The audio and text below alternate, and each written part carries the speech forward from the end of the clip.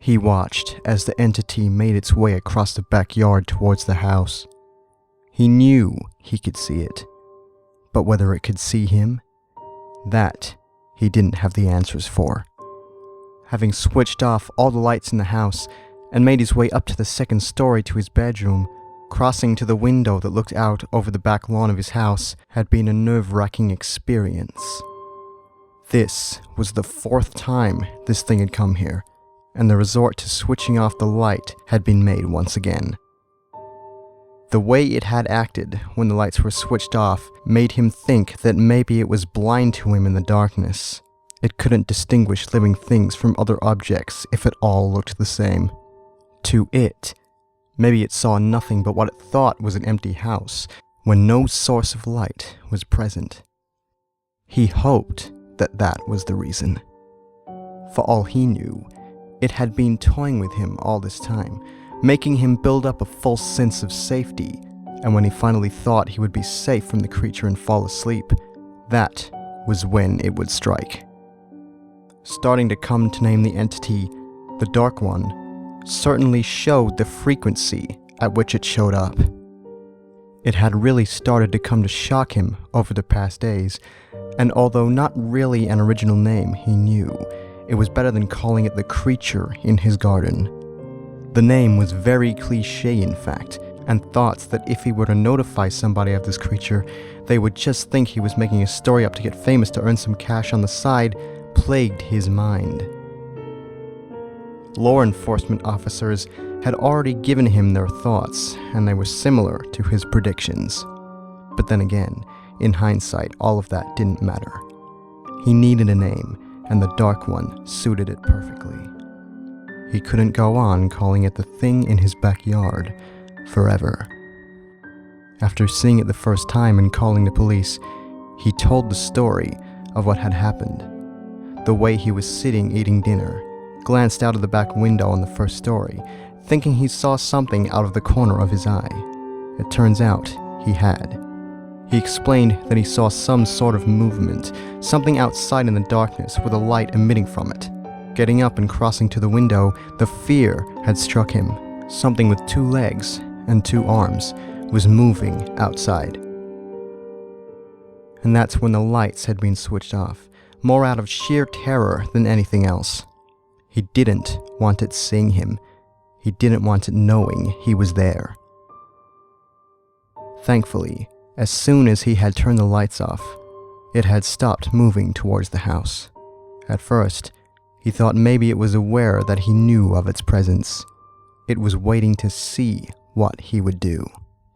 But as he waited and watched, it moved off, turning around and seeming to walk back the way it came, disappearing into the trees. Straight away, he had dialed the emergency number, and law enforcement officers had been called. Upon them asking for a description, he couldn't come up with anything solid. All he could say for sure was that it seemed to have emitted a light out of some area on its body, and it was dark, black almost, unable to be seen because it had been silhouetted in the darkness. Of course, the law enforcement had written him off as a psycho, but he knew what he had seen, and as it came back for a second time, he knew he hadn't been hallucinating. It was coming for him. The entity was out there always, and it knew he was here, even if it couldn't see him. It wanted him. He knew it. Wanted to feed on him until he was nothing but bone, and as he watched it now, it simply standing in his backyard and looking up at the house, he knew that it would eventually get him. One day, he would fall asleep with the lights on. One day, it would figure out a way into his house. One day, it would come when he wasn't at home, unlock the door somehow, and make its way into the house, placing itself in the basement. And when he got home that night, that was when it would strike. He knew it would happen one day. He just didn't know when. He watched the entity, and he knew he was staring at the thing that was going to end his life.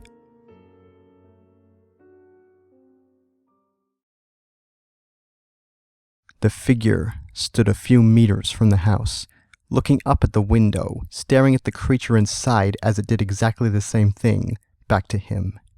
After a few minutes, he turned and headed back towards the trees, disappearing into them as the moon lit up the night sky. He had discovered life, but how would he communicate with it? He already knew the species had 4 more limbs than the human race had. He had picked up on that the first time he had seen the thing inside its house. But the fact that its race had power, electricity, that was what astonished him.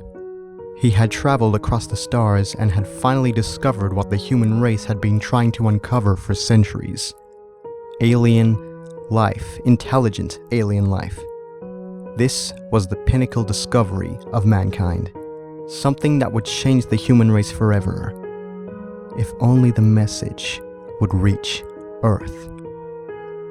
Coming to a clearing in the trees, he saw the crashed ship once again, and John sitting on a nearby rock next to it, just a few meters away from the portable fire. You're back. That's right, I'm back.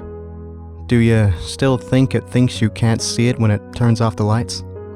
It seems so. It tends to do it every time it sees me approach the house. I think that it sees me as some kind of monster, like the chupacabra. You think it sees you as a chupacabra? Yeah, something like that. Well, what can I say? We are aliens here. I don't blame it for thinking we're some kind of supernatural entity. Just make sure it keeps thinking you're from this world. We don't want it knowing we're from another planet. They are vastly underdeveloped in the ways of technology, and for them to see us, well, I don't even want to think about that. John got up from the rock and moved closer to the portable fire. The man sighed, reached into his jacket pocket, and pulled out his diary. Opening it to the newest blank page, he grabbed the pen that he had pushed into the spine of the book earlier and started writing. Day 8. Still here on Kepler 186F. The ship still hasn't been repaired, and no reply from Earth. We sent out another transmission this afternoon, so hopefully that one reaches them. Update on the intelligent being. It still thinks that when it turns the lights off, I can't see it. I still haven't found a way to communicate with it, but John is working on a kind of translator device. Hopefully the recordings we took of the creature talking with the other ones might help. Until then, we have to stick to the forest. God knows what would happen if we exposed ourselves to these things. We would probably be their version of the Roswell crash. I will update this notebook tomorrow if anything changes. Signed, Matthew Johnson, 7th Planet Exploration Team, constructed by NASA. Dated 14th of September, 2346, Earth time.